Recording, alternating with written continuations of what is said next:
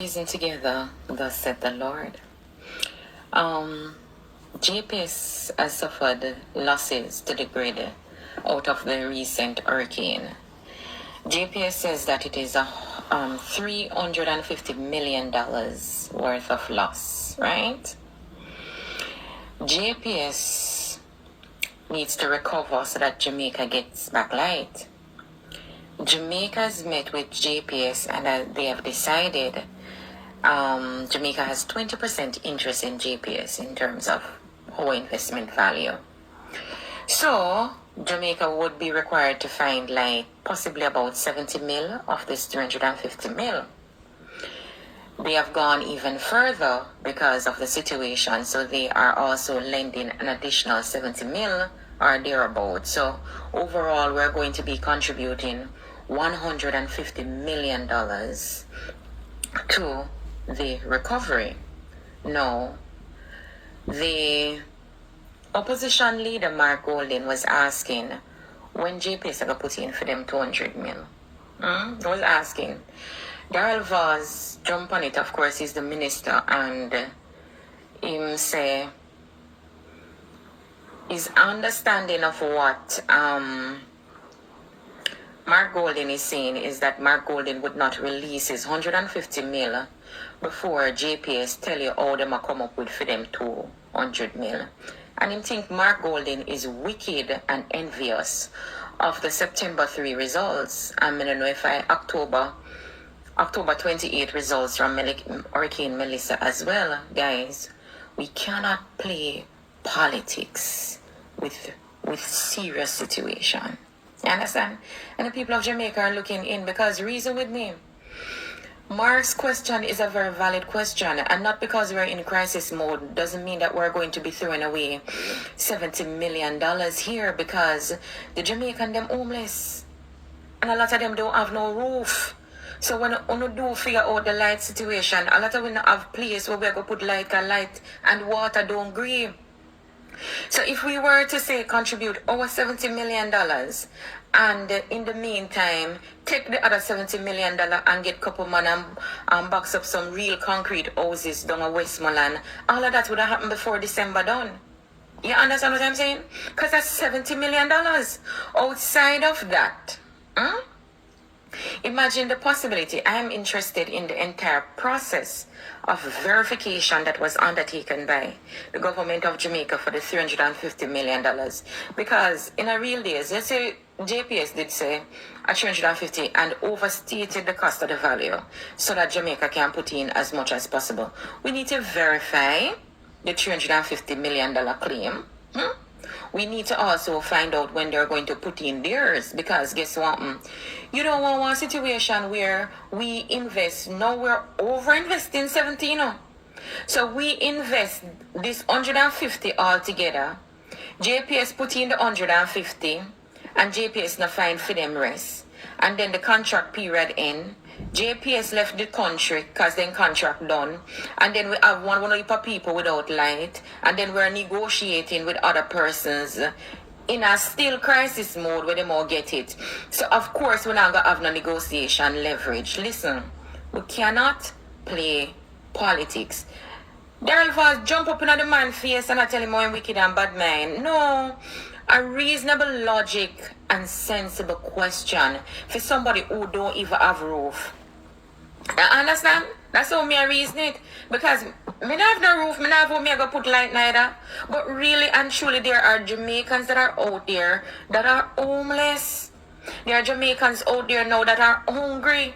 So when is JPS? The question still relevant, because Darrell Voss not answer the question, and we still want to know when JPS is going to find for them portion of the money, and have we verified the cost of the $350 million, where we are going to take up 150 million Jamaican dollars and invest because we want light. We want light, but we want to fall.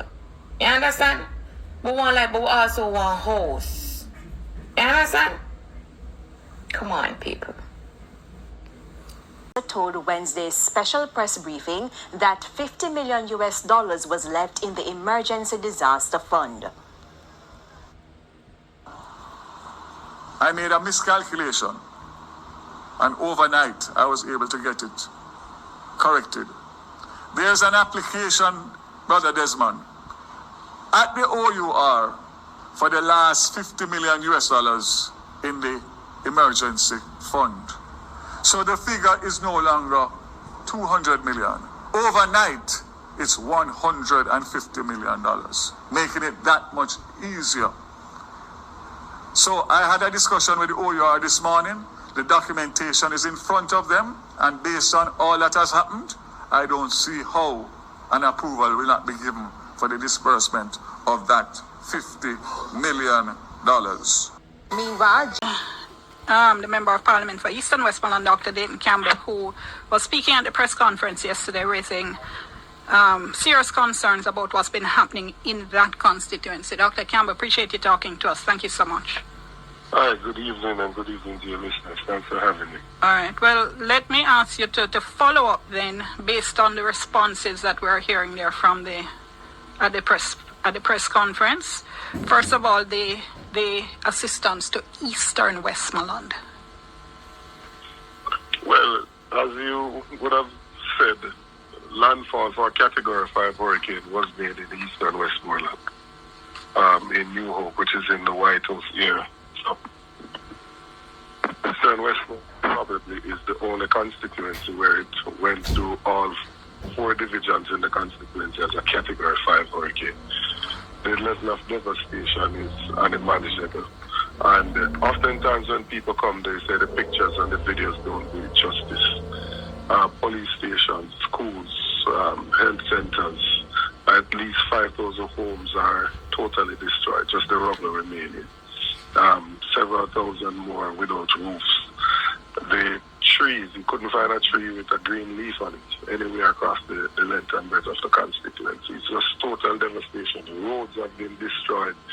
Some of them have some craters in them that you could stand in and you would not be visible from the surface.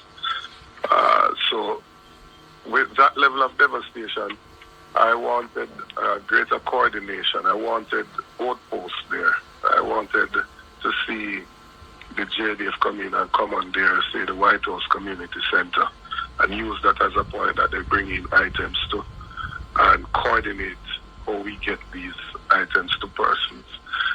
What is taking place currently is that those who are in the populated areas, they make several packages, but they shut in the indigent, the elderly, those in the more remote areas. We need greater level of coordination in order to get that to those persons. Hold that thought for me, Dr. Campbell. Let me just take a break, do a little bit of business. But thank you so much for staying with us. We continue with you on Beyond the Headlines. I'm Dion Jax Miller. Remember our WhatsApp line, it's 876-553-5908. Marie in Spanish Town says you're huffing and puffing with your political agenda. It's disgusting and disturbing. If I were the government, I wouldn't give you the time of day. We're all Jamaicans. You're on a distasteful campaign. Thanks so much for listening, Marie, and for taking the time to respond. I do have a political agenda, absolutely. The word political means that which relates to government, public affairs, and power. And I'm extremely concerned about the way in which government, public affairs, and the power structure in Jamaica is affecting the hurricane relief program and those individuals who are falling into the very huge cracks in this program. So yeah, I'm on record as saying I thought the initial relief response was terribly slow and terribly inadequate. And there are many, many people who agree with me. But I appreciate you listening. Thank you so much. Talking with Dr. Dayton Campbell, the MP from Eastern Westmoreland, and you were speaking about what's been happening in the constituency and saying that what is happening is that the people in the populated areas are getting attended to and people further off the main road are not being seen, and you're expressing concern about coordination. Has that been improving, though? It has been. And, just to be clear, I'm not arguing to be the one giving out the care packages because I honestly don't think that's my duty, and I don't think that's the best way to use my time either. I think coordinating is more of what I should be doing to ensure that food is there, water is there, there's some healthcare service there, security is there that we can return to livelihood. So I'm not arguing to be the one distributing the items. I'm simply saying, when somebody gives a care package to a family, there's a very limited time before those things will be used up fully, and it's about 3 to 4 days. So you have some areas that persons may have gone into once, and there's nothing else that has gone there. So we need greater coordination.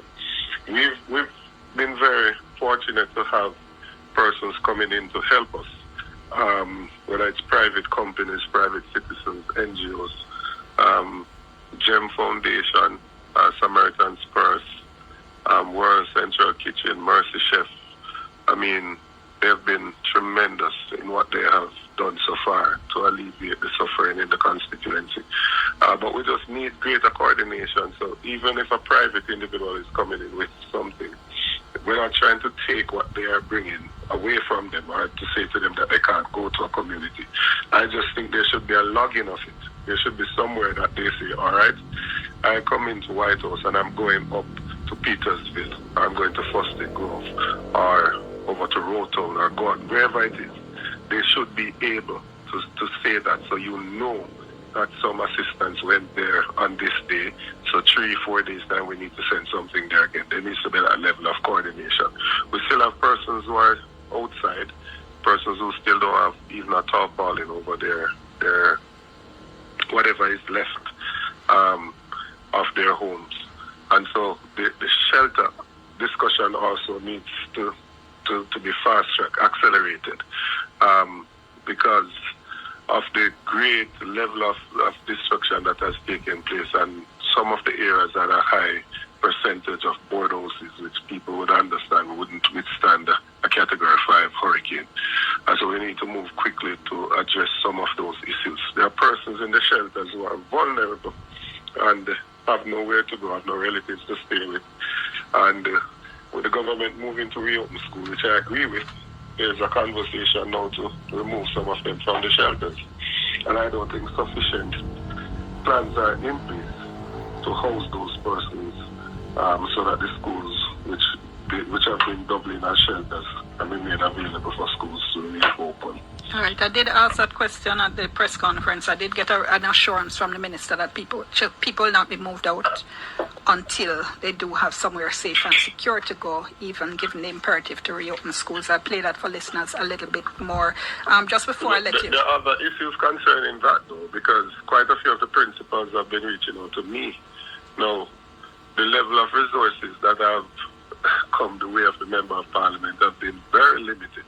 And quite a few of them are reaching out to us as elected officials to facilitate that process in moving the persons out of the shelter, and then even to help them. One principal wanted to clear the debris. They wanted black tanks and the trucking of water to the school on a continuous basis. They wanted access to get some warm meals for the students. They wanted blackboards. They wanted tarpaulin over certain areas of the school. There has to be, in my mind, a greater level of involvement of the Ministry of Education in addressing some of these issues to ensure that the physical plant that the students will go to, that it's in a condition that it will be safe and conducive to learning. All right, lots to follow up on. All right, thank you so much. We appreciate you talking to us as always.